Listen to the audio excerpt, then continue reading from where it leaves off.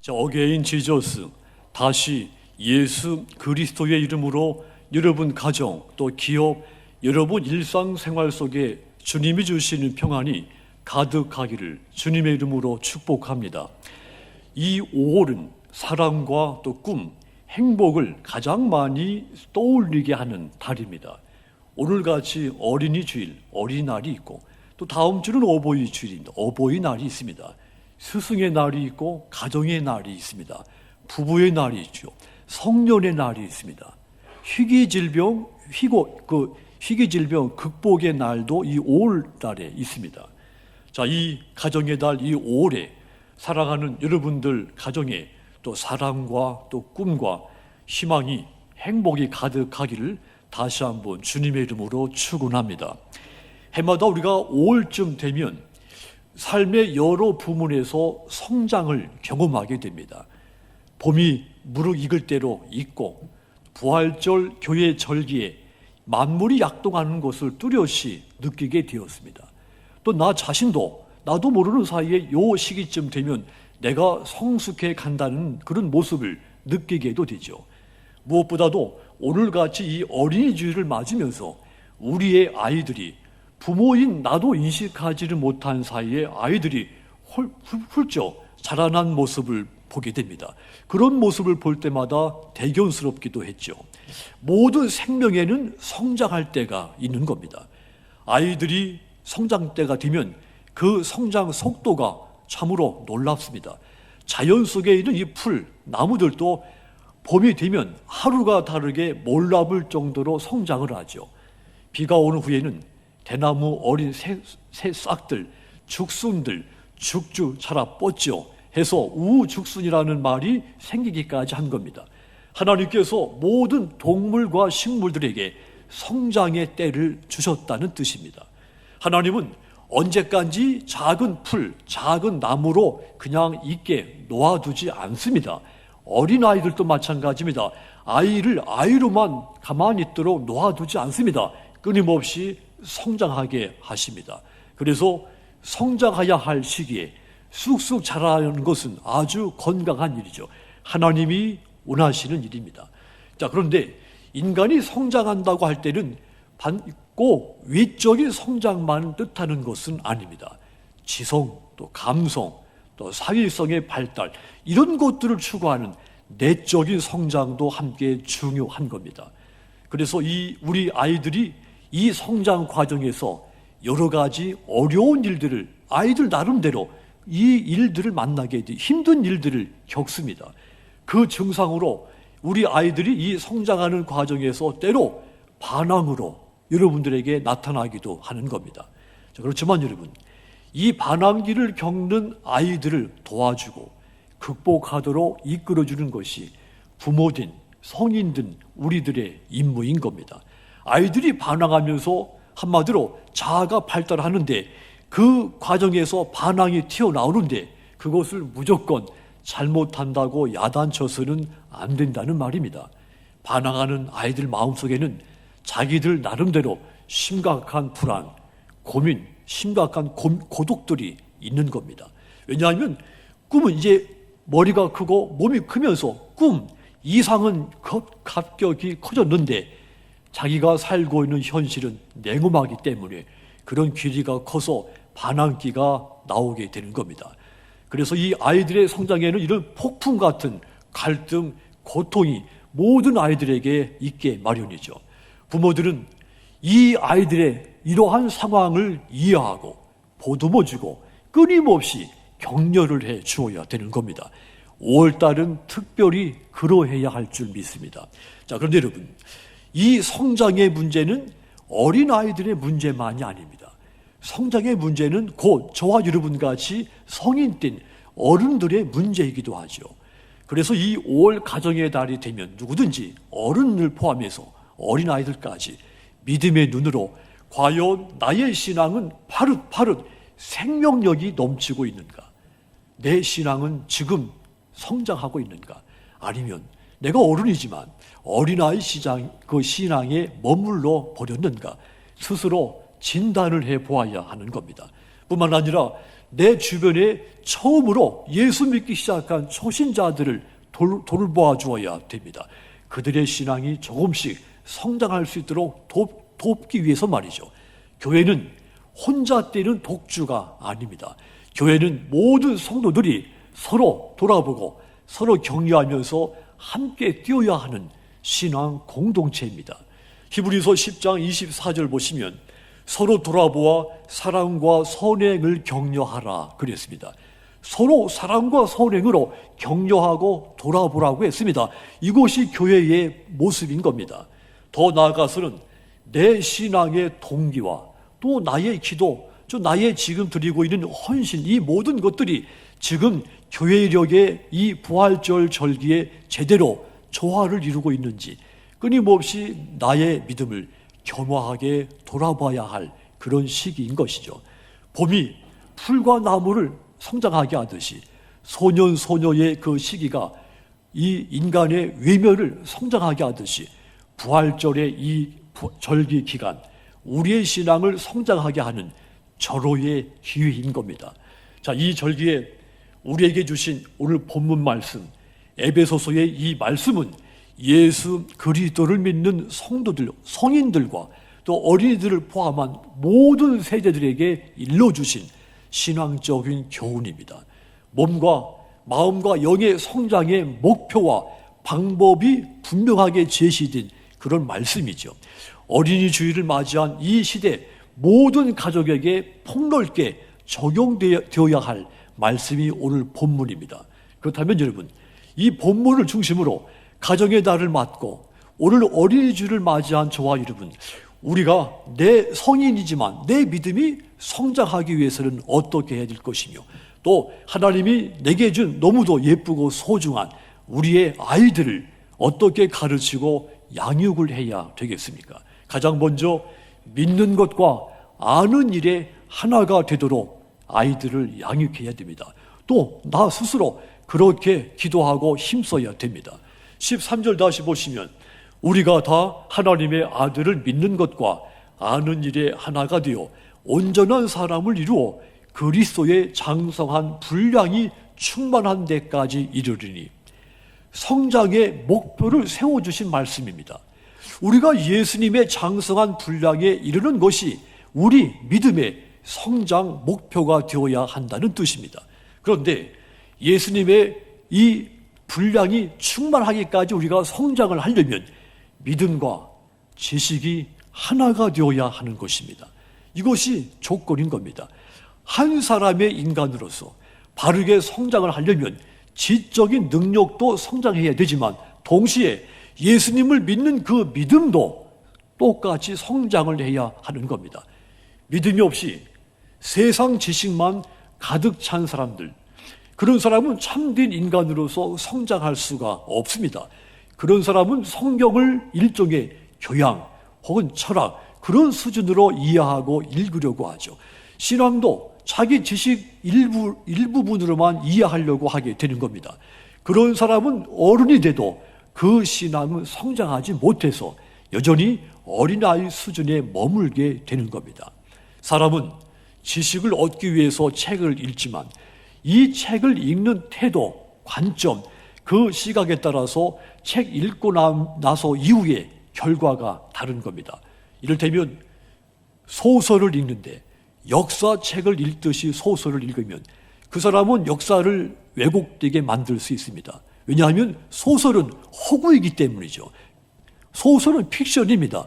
가상, 소설을 쓴 그 소설가의 생각이 담겨있는 책이죠. 그런데 허구를 읽고 이것이 역사의 사실이라고 우기면 그는 역사를 왜곡하게 되게 되겠죠. 자연과학도 마찬가지입니다. 자연과학은 원인을 정확히 분석하고 정확한 결과를 도출해 내야 되는 학문입니다. 그런데 자연과학 책을 읽으면서 철학책을 읽듯이 읽고 에세이를 읽듯이 읽으면 이 자연과학을 읽는 그 본래의 목적을 상실하죠. 전혀 엉뚱한 결론에 도달할 수가 있습니다. 믿음이 없이 성경을 읽는 것도 이와 다르지 않습니다. 믿음이 없이 성경을 읽게 되면 혼란스럽기만 하게 되는 겁니다. 믿음이 올바르게 성장할 수가 없게 되는 겁니다. 자, 그러니까 성경 말씀에 대한 지식이 많다고 해서 예수 그리스도의 장성한 분량에까지 이를 수가 없다는 뜻입니다. 반대도 마찬가지입니다. 믿음만 중요하고 강조한 나머지 다른 지식을 소홀히 했다면 그는 맹목적인 사람이 될 수가 있습니다. 영적으로 위험한 사람이 될 수가 있습니다.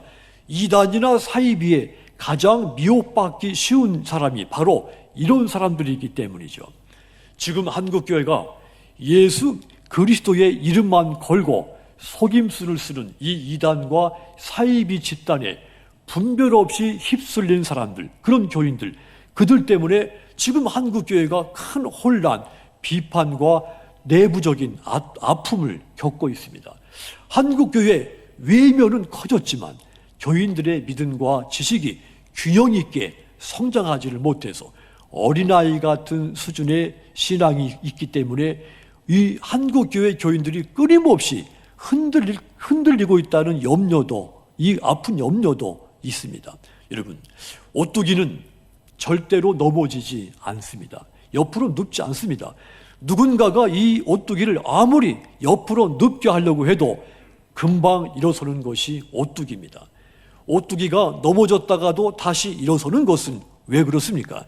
그 가운데 무거운 쇠붙이가 있기 때문이죠. 가운데 들어있는 그 무거운 쇠붙이가 중심을 잡아주는 겁니다. 해서 옆으로 기울었다가도 다시 원점으로 돌아오게 만드는 겁니다. 믿음도 마찬가지입니다.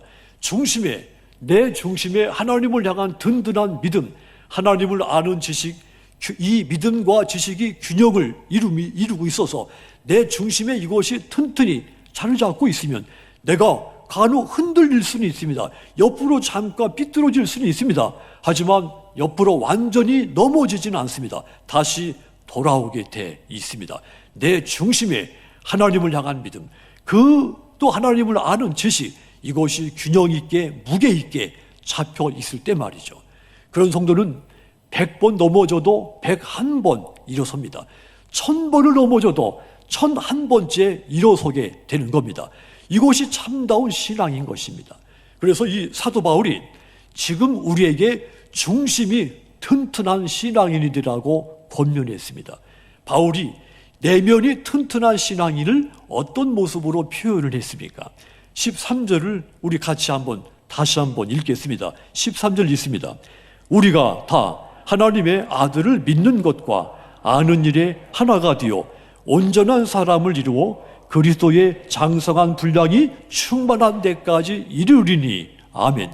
하나님의 아들 예수 그리스도를 믿는 것과 아는 일에 하나가 되어서 그리스도의 장성한 분량이 충만한 데까지 이르라 그랬습니다. 중심, 내면이 튼튼한 신앙인, 균형 잡힌 신앙인이 예수님에 대한 믿음이 확실하고 또 그 신앙이 올바로 성장할 수가 있다는 이야기입니다. 그러므로 여러분, 우리 자신이 예수님을 믿는 것, 예수님을 아는 일에 하나가 되어야 하겠으며 우리의 아이들에게도 예수님을 믿는 것과 아는 것이 하나가 되도록 우리 아이들을 끊임없이 양육해야 되는 겁니다. 사랑하는 성도 여러분, 저와 여러분은 이미 성인이 됐습니다. 생물학적으로 우리는 이제 키가 더 클 수도 없고 오히려 이제 키가 더 줄어들게 되죠. 하지만 여러분, 우리의 믿음에 있어서는 여전히 미성숙한 신앙인인 것을 고백하지 않을 수가 없습니다.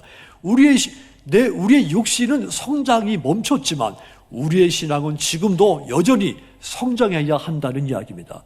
그래서 저와 여러분, 예수님을 만나는 그날까지 예수님의 분량에 이르기까지 끊임없이 성장을 해야 하는 겁니다. 그러므로 주님의 장성한 분량에 이르기까지 성장하기 위해서 멈추지 말고 기도하시고 하나님을 아는 지식, 예수님을 아는 지식을 배우고 익힐 뿐 아니라 우리의 아이들에게 또한 그와 같이 신앙으로 양육하시기를 부탁을 드립니다. 그리하여 나 자신과 우리의 아이들이 믿는 것과 아는 것이 하나가 돼서 예수 그리스도의 장성한 분량이 충만한 데까지 성장하게 되기를 주님의 이름으로 축원합니다. 또한 우리 아이들에게 우리가 양육해야 할 두 번째 방법, 목적도 있습니다. 세상 풍조에 휩쓸리지 않도록 양육해 주어야 됩니다. 14절 다시 보시면, 이는 우리가 이제부터 어린아이가 되지 아니하여 사람의 속임수와 간사한 유혹에 빠져 온갖 교훈의 풍조에 밀려 요동하지 않게 하려 함이라 그랬습니다. 파도에 밀려 떠다니는 배처럼 왔다 갔다 하거나 우리를 속이고 유혹하는 온갖 새로운 가르침에 넘어가서는 안 된다, 이런 말이죠. 세상 풍조에 휩쓸려서는 안 된다는 말입니다. 성인된 우리도, 또 우리의 아이들도 마찬가지입니다. 교회는 예수님을 중심으로 이룬 성도들의 신앙 공동체입니다. 그래서 예수님의 생명을 지니고 살아 움직여야 됩니다. 그래야 교회가 건강하게 성장할 수가 있습니다. 그런데 이것을 방해하는 사탄의 집요한 유혹이 있다고 했습니다. 사탄은 세상의 풍조를 가지고 교회 안에 들어와서 여러분들을 혼란스럽게 하고 우리 아이들을 혼란스럽게 하고 우리의 믿음을, 중심을 흔들리게 만드는 겁니다. 사탄은 세상 속에 있는 저와 여러분들을 끊임없이 속임수와 간사한 유혹으로 우리의 믿음이 약해지게 하고, 또 마침내 우리의 믿음을 영원히 버리도록 만들려고 하는 것입니다. 그리하여 18절 19절 보시면, 그들의 총명이 어두워지고 그들 가운데 있는 무지함과 그들의 마음이 굳어짐으로 말미암아 하나님의 생명에서 떠나 있도다. 그들이 감각 없는 자가 되어 자신을 방탕에 방임하여 모든 더러운 것을 욕심으로 행하되, 사단의 속임수와 간사한 유혹에 넘어졌을 때 이런 존재가 된다는 말입니다. 세상의 풍조에 휩쓸려서 들어도 보아도 깨닫지를 못하게 되고, 또 분명히 들었으면서도 그것이 진리이고 생명인 줄 알면서도 거부하게 된다고 했습니다. 그들에게는 그래서 하나님의 생명이 없게 된다 했습니다. 그들은 부끄러워할지도 몰라서 악한 일을 일삼고 점점 더 방탕한 생활 속에 빠져들게 된다 했습니다.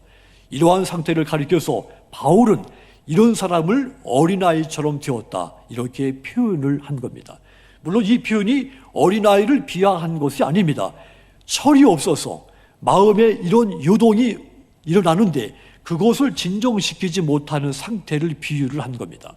사탄이 주도하는 이 세상 풍조의 특징은 어둠입니다.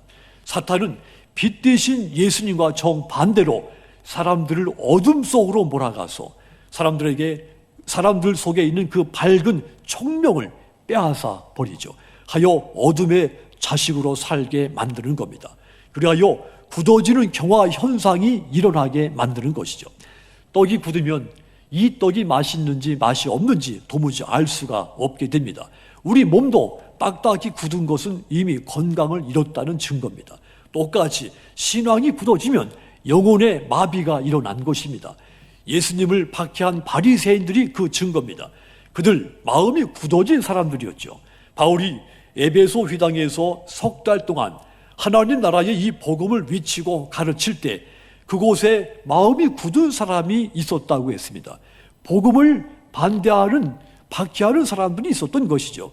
사도행전 19장 9절 보시면, 어떤 사람들은 마음이 굳어 순종하지 않고 무리 앞에서 이 도를 비방하거늘 바울이 그들을 떠나 제자들을 따로 세우고 두란노 소원에서 날마다 강론하니라 그랬습니다. 마음이 굳은 사람들이 있었다는 이야기죠. 인간에게 마음은 아주 중요한 장소입니다.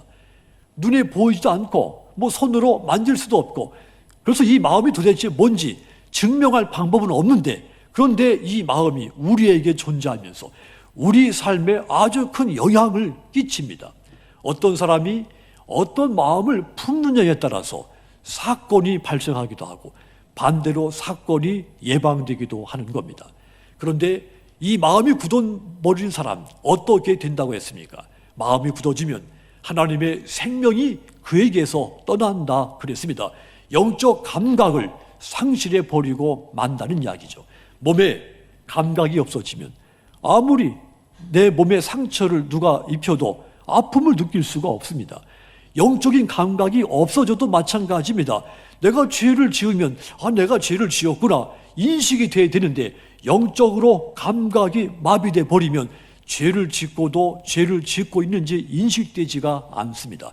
잘못된 세상 풍조 속으로 내가 지금 휘말려 들고 있는데 그런데 그러한 현실, 그런 자신의 모습이 깨달아지지가 않습니다.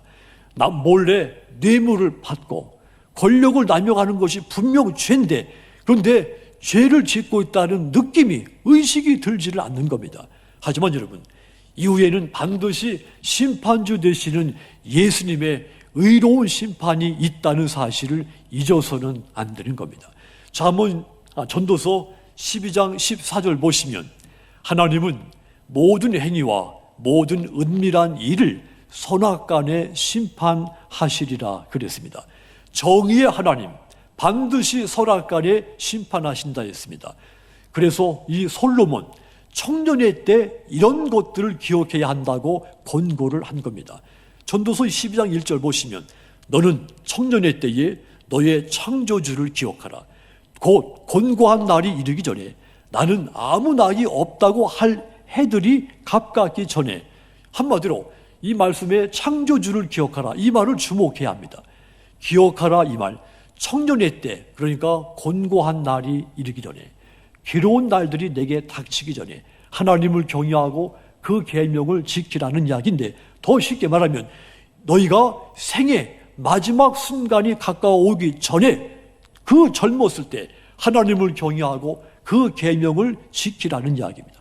그런 사람이 세상 풍조에 휩쓸리지 않고 하나님이 주신 그 믿음을 끝까지 지킬 수가 있기 때문입니다. 그러므로 여러분 자녀들에게 하나님을 경외하고 말씀을 늘 지키도록 가르쳐서 우리의 아이들이 세상의 어떤 풍조에도 휩쓸리지 않도록 양육하시기를 부탁을 드립니다. 그리하여 우리와 우리 자녀들이 장차 미래에 세상을 향하여 선한 영향력을 끼쳐 세상을 그리스도의 세계로 이끄는 경건한 일꾼들이 되기를 주님의 이름으로 축원합니다. 또한 우리가 우리 아이들을 어떻게 양육해야 됩니까? 사랑 안에서 참되게 성장하도록 양육해야 됩니다. 15절 다시 보시면 오직 사랑 안에서 참된 것을 하여 범사에 그에게까지 자랄지라 그는 머리니 곧 그리스도라 그랬습니다. 이 말씀은 예수님을 모신 가정 그리고 그 가정에서 자라는 아이들 그리고 건강하게 부흥해야 할 교회 이 모든 대상과 공동체에 반드시 새겨들어야 할 말씀이 이 본문입니다. 이 말씀에서 자란다, 성장한다는 것은 무슨 뜻입니까? 범사에 참된 것을 행하는 것이 자라는 것이다. 그렇게 말했습니다. 그 성장의 방법으로서 오직 사랑 안에서 이 대전제가 깔려 있습니다. 쉽게 말하면 오직 사랑 안에서 자라가며 범사에 참된 것을 행하도록 하라 이런 뜻입니다. 여기서 사랑은 어떤 사랑일까요? 죄와 허물을 그냥 무조건 덮어주는 사랑 그런 사랑일까요? 아닙니다. 하나님의 사랑은 독생자 예수 그리스도를 십자가에 내어주어서 저를 믿는 자마다 멸망하지 않고 영생을 얻게 해주신 사랑입니다. 하나님의 사랑이 죄와 허물과 실수, 잘못 이런 것들을 무조건 덮어준 그런 사랑이 아니라는 말입니다. 너무도 큰 대가를 지불하신 사랑인 겁니다. 당신에게 하나밖에 없는 아들을 십자가에 죽이기까지 한 그 사랑이 하나님의 사랑인 겁니다. 이렇게 우리가 너무도 과분한 사랑, 너무도 커서 감당할 수 없는 사랑을 저와 여러분이 받은 겁니다. 우리가 지금까지 이 사랑 때문에 성장해 왔고 지금도 이 사랑에 의해서 성장하고 있는 겁니다. 그렇다면 우리의 아이들도 이 넘치는 사랑, 이 큰 사랑 안에서 성장하도록 해야 하는 겁니다. 이것은 너무도 마땅한 일인 겁니다. 요즘 아이들은 예전에는 누리지 못했던 많은 사랑을 받고 자랍니다. 부모들이 물질적으로 충족시켜주죠. 또 끊임없이 아이들을 스킨십을 하면서 아이들을 예쁘게 키웁니다.